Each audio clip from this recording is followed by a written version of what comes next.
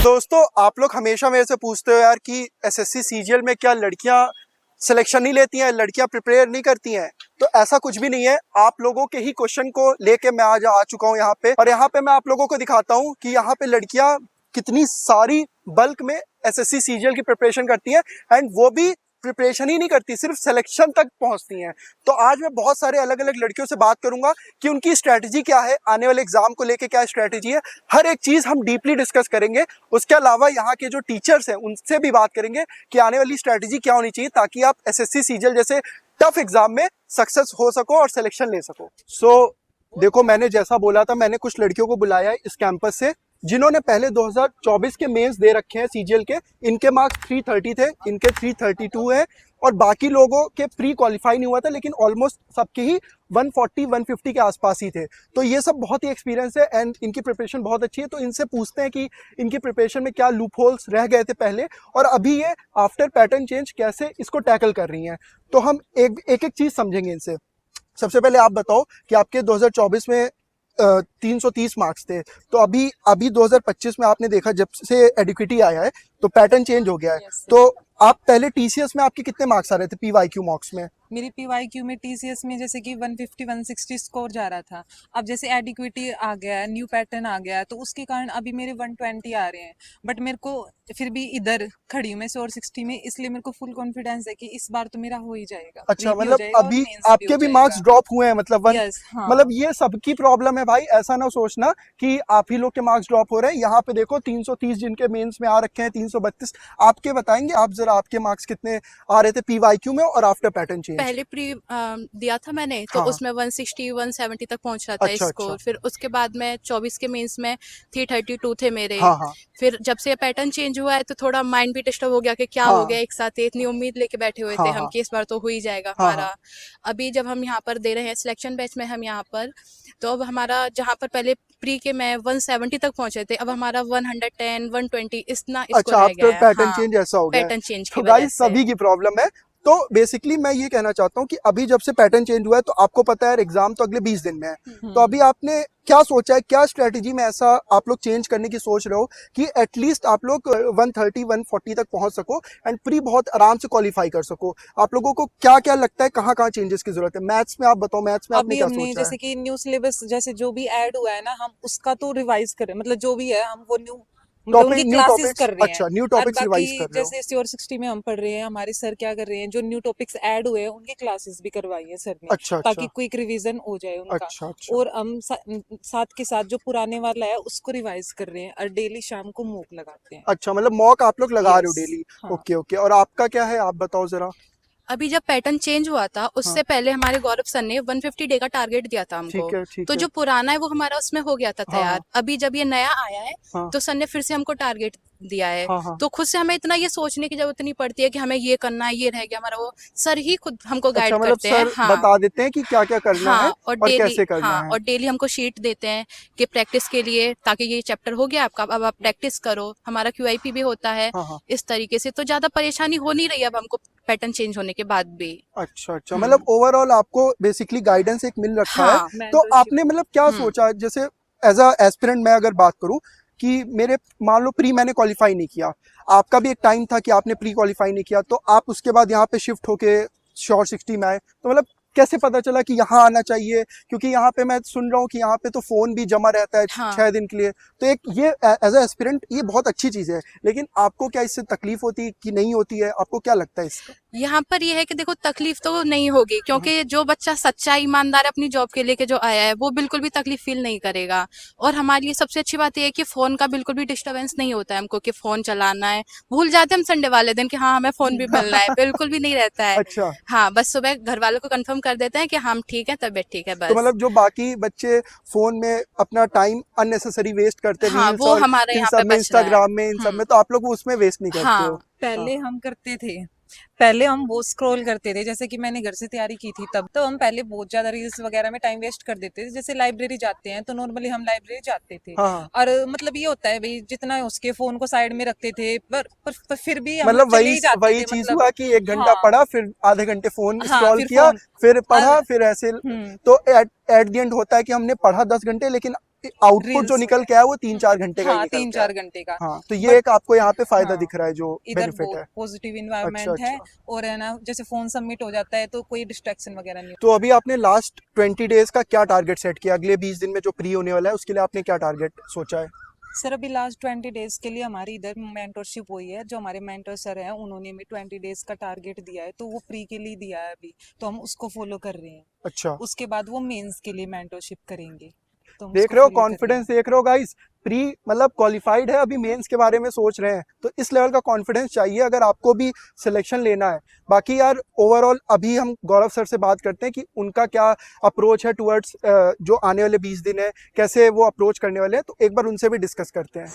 तो सर अभी मैं एस्पिरेंट से मिला जो आपके कैंपस में बहुत ही मेहनत से तैयारी कर रहे हैं, और उन्होंने बताया कि अभी आप अगले 20 दिन जो सीजीएल होने वाला है उसके लिए कुछ मेंटरशिप प्रोग्राम्स चला रहे हैं। तो आप थोड़ा बताएंगे कैसे बच्चों को आप टैकल करवा रहे हैं, क्योंकि पहले क्या था, टीसीएस जब करा रहा था पेपर तो हर बच्चे के 160-70 आ जा रहे थे, लेकिन अभी पैटर्न चेंज हुआ, बच्चा 100 नंबर 110 पे आ गया, तो आप उसको कैसे टैकल करवा के 150 तक ले जाने की कोशिश कर रहे हैं, थोड़ा बताइए उसके बारे में। जैसे दो बातें, एक तो आपने कहा 20 दिन में क्या कर रहे हैं, तो अभी हमने एक लगभग हमारा क्या होता है कि हर चीज़ के लिए शेड्यूल बेस्ड काम करते हैं, कि जैसे ही कोई नया एग्जाम आया तो हम टारगेट बना देते हैं और उसके हिसाब से प्लान कर रहे होते हैं। तो अभी नए पैटर्न में क्या हुआ कि कुछ टॉपिक जो मेंस में थे वो टायर 1 में पूछ लिए, तो हमने एक 20 दिन का शेड्यूल बनाया और उसमें पहले हमने उन टॉपिक्स को ऐड कर दिया जो नए पैटर्न में आ गए। तो उस पर काम करके दिक्कत क्या हो रही है कि बच्चा नए टॉपिक को तैयार तो कर ले रहा है लेकिन उस पर क्वेश्चन प्रैक्टिस नहीं कर रहा है। तो हमने नंबर ऑफ क्वेश्चन ज्यादा दे दिए और उस पर प्रैक्टिस करके उनकी मास्टरी करा दी। जैसे पुराने टॉपिक में बच्चा किसी तरह के क्वेश्चन अर्थ कर ले रहा है, नए वाले में नहीं कर पा रहा था, तो हमने नंबर ऑफ क्वेश्चन बढ़ा दिए। दूसरा, हमने नए पैटर्न पे डेली मॉक स्टार्ट कर दिया।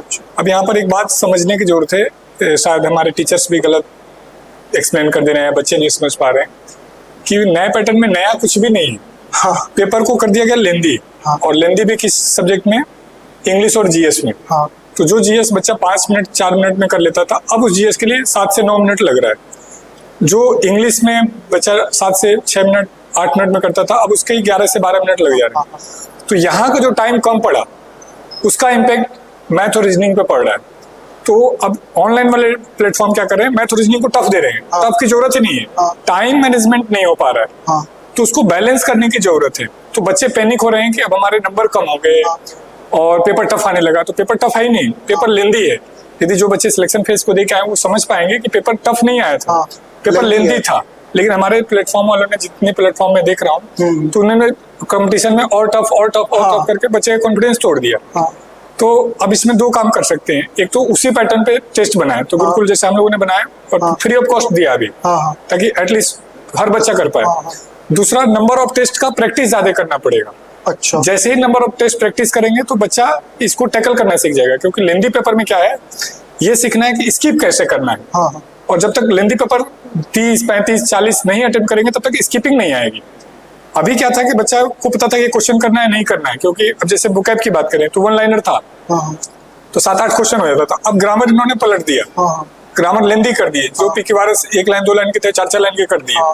पहले डायरेक्ट से इनडायरेक्ट पूछते थे, अब इनडायरेक्ट से डायरेक्ट पूछ रहे हैं। इसका मतलब चारों ऑप्शन को ध्यान से पढ़ना पड़ेगा, तो पेपर को लेंदी किया गया है। मतलब तो मैंने भी पेपर दिया था तो मैंने देखा था कि इंग्लिश में पहले कहीं 8-9 मिनट में पेपर हो जाता था, लेकिन अब क्या है वही 12 मिनट 13 मिनट, तो 5-6 मिनट करते करते कब वो पेपर खत्म हो जा रहा है और क्वेश्चन छूट जा रहे हैं, उसकी वजह से मार्क्स कम हो जा रहे हैं। वो एक बहुत ज्यादा तो स्किप और स्पीड, ये 2 चीज पे हमने गुरुकुल में अभी काम किया, और कई बच्चे हमारे वापस 35-40 तक पहुंच गए, 45 तक भी पहुंच गए। एक आध एक्सेप्शन है तो उनकी तो बात ही अलग है, वो 50 तक भी आए हुए हैं, लेकिन वो IIT वाले, तो उनकी बात अलग है। अदरवाइज जिस बच्चे ने भी 30-35 टेस्ट कर लिया तो 35, 37, 40 अभी मैंने बात भी की बच्चों से, वो तो प्री की बात ही नहीं कर रहे, वो सीधे बोल रहे मेंस में हम इतना कर रहे हैं, मतलब मेंस की बारे बात कर रहे हैं, उनको लग रहा है प्री हम कर लेंगे, मतलब इस लेवल का उन्होंने कॉन्फिडेंस बिल्ड किया है। तो आपने डेफिनेटली उस चीज पे बैकग्राउंड पे वर्क किया होगा। तो एक आप बताइए, अगर जैसे कोई एस्पिरेंट देख रहा है अभी, उसको अगर मान लीजिए उसके 110 नंबर आ रहे, 100 नंबर आ रहे हैं एंड उसके पहले 150 आ रहे थे, तो अभी उसको क्या अप्रोच फॉलो करना चाहिए ताकि वो थोड़ा अपने नंबर को इंक्रीज कर सके? मॉक बढ़ाना पड़ेगा, मिनिमम 2 मैक्सिमम 3 टेस्ट। अच्छा। और मैं यकीन दिला रहा हूँ कि जो बच्चा 150 ला रहा था वो 30 मॉक लगा देगा, तो 135 तक वापस पहुंच जाएगा, क्योंकि उसको नॉलेज की कमी नहीं है, वो मैनेजमेंट नहीं कर पा रहा है। एक केस स्टडी बताता हूँ, 2 बच्चे हैं, एक गुरुकुल में रहता है और एक उसका भाई बाहर रहता है। तो जो गुरुकुल में रहता है वो 2 साल से तैयारी कर रहा है, मतलब दूसरा साल है, लास्ट में दिया, इस बार दे रहा है। और जो उसका भाई है वो कई साल से तैयारी कर रहा है और उसका लेवल इससे बहुत अच्छा है, 170-80 मार रहा था, लेकिन वो सिलेक्शन फेज में इंग्लिश तक नहीं पहुंच पाया। कारण उसने पुराने अप्रोच से ही सारे क्वेश्चन को करने की कोशिश किया, उसे हुआ लेकिन वो पहुंच नहीं पाया। हमने यहाँ पे बच्चों को सिखाया था कि आपको सिर्फ स्किप करना है, नहीं करने के लिए प्रयास करना है, कौन सा नहीं करना है, और हमारा बच्चा बेहतर करके आ गया। मतलब आपने आर्ट ऑफ स्किपिंग वो सिखा दी बच्चों को। गुरुकुल क्या करता है, ज्यादा से ज्यादा टेस्ट देने पे काम करता है, तो डेली फुल मॉक एक लेता है, एक जीएस का 25 क्वेश्चन का लेता है, तो बच्चे का वो डर खत्म हो जाता है। और जब किसी भी टेस्ट से में आप यदि 100, 80, 150 टेस्ट दे लेंगे तो मुझे नहीं लगता कि दिक्कत है। सिलेबस पूरा करने के बाद क्या करना होता है, मॉक पे, डाउट पे, टारगेट पे काम करना होता है। तो गुरुकुल इन्हीं चीजों पे काम करके बेहतर तरीके से कर रहा है। तो जिन बच्चों का एग्जाम, हमको यही सजेशन है कि एटलीस्ट 30 मॉक लगाएं, और हम यकीन दिला रहे हैं, आप खुद बताएंगे कि हमारा जो स्टेटमेंट है सही रहा गलत रहा, अब वापस लगभग उसी लेवल पे पहुंच जाएंगे। और 50 लगा देंगे तो फिर तो दिक्कत ही नहीं। ये बात से तो मैं भी एकदम कॉन्फिडेंस आ गया जब सर से मिला। भाई यार मतलब 100-200 सिलेक्शन तो ऐसे हो जा रहे हैं, मतलब बाहर इतनी हाइप चल रही है, यहाँ सर 200-300 लोगों को सिलेक्ट करा दे रहे हैं। और मतलब सर के बारे में बहुत कम ही लोगों को पता होगा ऑनलाइन, मतलब बहुत ग्राउंड लेवल पे बहुत अच्छा काम करे। पर्सनली मैं इतनी तारीफ किसी करता नहीं हूँ, बट सर एक्चुअली बहुत ज़्यादा ग्राउंड लेवल पे काम कर रहे हैं। एंड यहाँ पे मैंने देखा है कि हर एक चीज़ बच्चे की सुबह से लेकर रात तक सोने तक का पूरा शेड्यूल फिक्स है, तो ये एक बहुत अच्छी चीज़ है। और एक सबसे मस्त चीज़ जो है, आपने वो फ़ोन वाला भी वो किया था कि फ़ोन आपने रखवा लिया। हालांकि दूसरे कोचिंग्स में ऐसा नहीं होता है। आप ये फ़ोन वाला कॉन्सेप्ट बताएंगे कि फ़ोन क्यों आपने रखवा लिया? अब जिस एज में बच्चे हैं वहाँ हार्मोनल इफेक्ट है, दूसरा नए नए चीज़ों को जानना, सोशल मीडिया में इन्वॉल्व होना, तो हमने कहा कि यदि बच्चे का टाइम बच्चा अपने लिए यूज करने लगे तो और बेहतर रिजल्ट हो सकता है। तो इसी सोच के साथ हम लोगों ने 2017 में शुरू किया था। अच्छा। और हमें बड़ी बेहतर हुआ।